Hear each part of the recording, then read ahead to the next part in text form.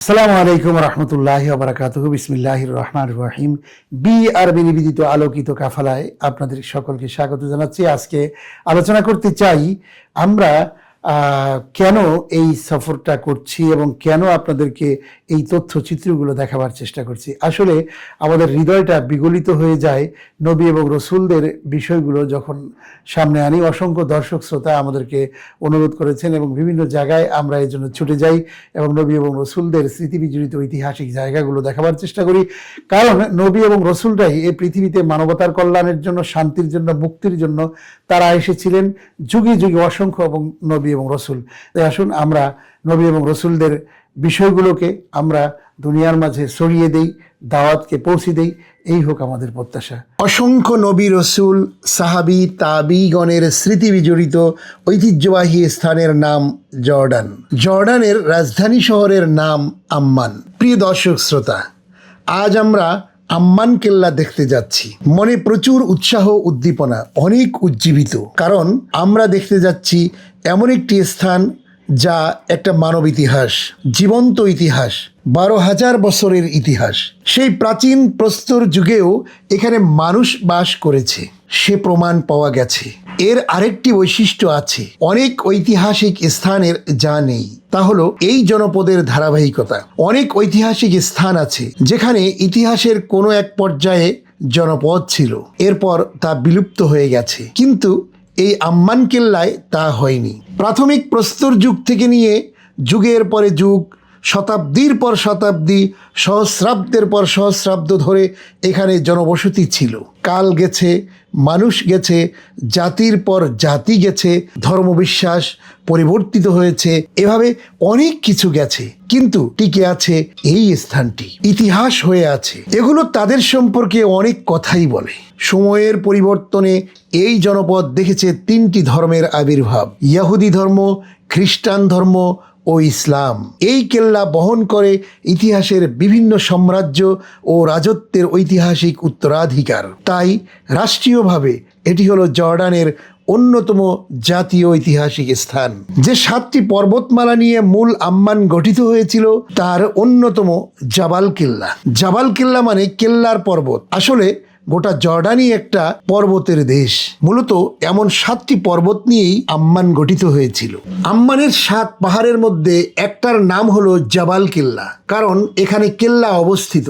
এ কেল্লার উন্মুক্ত প্রান্তরে রক্ষিত আছে জর্ডানের অনেক প্রাচীন ইতিহাসের চিহ্ন ও নির্দেশনা। অনেক প্রত্নতাত্ত্বিক ও ঐতিহাসিক জিনিসপত্র ছড়িয়ে ছিটিয়ে আছে, অনেক সভ্যতার নিদর্শন, ঐতিহাসিক অবকাঠামোর ভগ্নাবশেষ, সমাধি, তোরণ, দেয়াল, সিঁড়ি, উপাসনালয়, রাজপ্রাসাদের চিহ্ন ও আরও অনেক কিছু, যা প্রত্নতাত্ত্বিক গবেষণার অমূল্য উপকরণ ও সম্পদ হিসেবে বিবেচিত হয়। শুধু এখানেই নয়, এই পাহাড়ের আশেপাশেও ছড়িয়ে ছিটিয়ে আছে অনেক উপকরণ। একটু নিচে নেমে গেলে রয়েছে রোমান উন্মুক্ত মঞ্চ, যা ছিল ঐতিহাসিক রোমান সাম্রাজ্যের আনন্দ উৎসবের মিলন মেলা।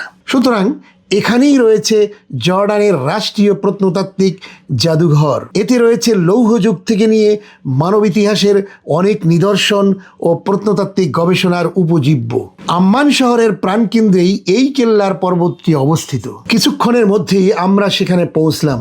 গাড়ি থামলো, নামলাম। প্রবেশদ্বারের কাছে একটি সুন্দর দেয়াল, তাতে লেখা আছে আম্মান সিটাডেল, আম্মান কেল্লা। তা পার হয়ে গেটের দিকে যাচ্ছিলাম। আমাদের গেট দিয়ে ঢুকলাম। প্রবেশদ্বারের টিকিট ঘর আছে, নিলাম টিকিট। ঢুকেই এই কেল্লার বিশেষ গাইডের সাথে দেখা। গাইড বলল, তুমি নিজেই ঘুরে ঘুরে দেখতে পারো প্রতিটি দর্শনীয় জিনিস। প্রত্যেক স্থানের ইতিহাস বোর্ড টানিয়ে লেখা আছে। রোমান পবিত্র বা তীর্থভূমি, হারকিউলিসের উপাসনালয়, আইয়ুবী পর্যবেক্ষণ টাওয়ার, ভাস্কর্য উদ্যান, প্রত্নতাত্ত্বিক জাদুঘর, গির্জা, উমাইয়া যুগীয় চৌবাচ্চা, বহুমুখী কর্মকাণ্ডের চত্বর, উমাইয়া যুগের বাজার, উমাইয়া মসজিদ, উমাইয়া যুগের রাজকীয় ফটক, উমাইয়া যুগের গোসলখানা, উমাইয়া আবাসন, আবাসিক ঘর, রোমান উপাসনালয়, ধর্মীয় আমেজের খাম্বার সারি, উমাইয়া দরবার হল, উমাইয়া রাজ সিংহাসন, প্রাচীন পশ্চিম গেট, প্রাচীন দক্ষিণ গেট ইত্যাদি। প্রিয় দর্শক শ্রোতা, আমরা এসেছি আম্মান কেল্লায়। আম্মান কেল্লার মধ্যে অবস্থিত আপনারা এতক্ষণ দেখতে পাচ্ছেন যে একটি মসজিদ। সেটি এই মসজিদটিও কিন্তু প্রায় 500 বছর পূর্বে নির্মিত হয়েছিল। এই আম্মান কেল্লার মধ্যে সব মিলিয়ে এখানে প্রায় 12,000 বছরের ইতিহাস আছে।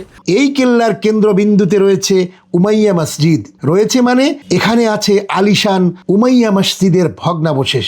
সেই মসজিদের প্রাসাদ তুল্য গেটের একাংশ দাঁড়িয়ে আছে। গেটের পরের সমতল এলাকাটি বিরাট, দেখেই মনে হয় মসজিদটি ছিল অনেক বড়। যে ভগ্নাবশেষ ও ছিটে ফোটা পাথরের টুকরো আছে তা দেখে মনে হয় মসজিদটি ছিল অত্যন্ত জাঁকজমকপূর্ণ, গর্জিয়াস।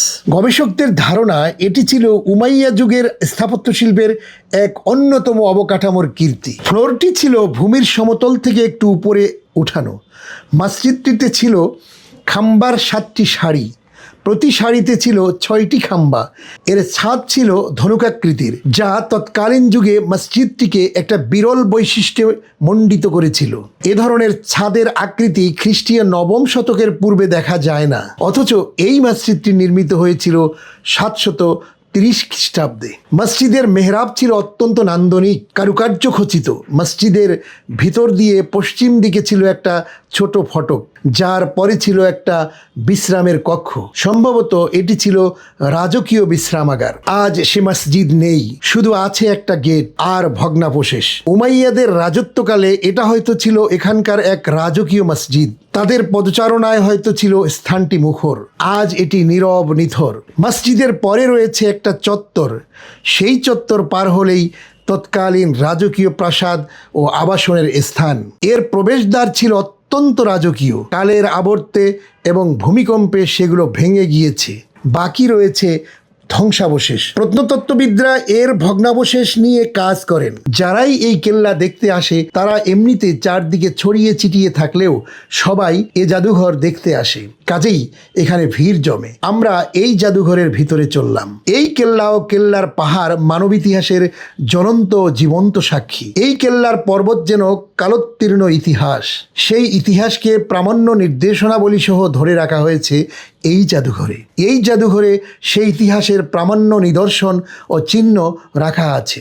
জাদুঘর কর্তৃপক্ষ একটা ভালো কাজ করেছেন, তা হলো এই যে প্রত্যেকটা নিদর্শনের পাশের ফলকে তার বর্ণনা লিখে দিয়েছেন। প্রাচীন যুগে এখানে যারা বাস করত তাদের সমাধি হতো বিভিন্ন গুহায় সম্মান ও মর্যাদার সাথে।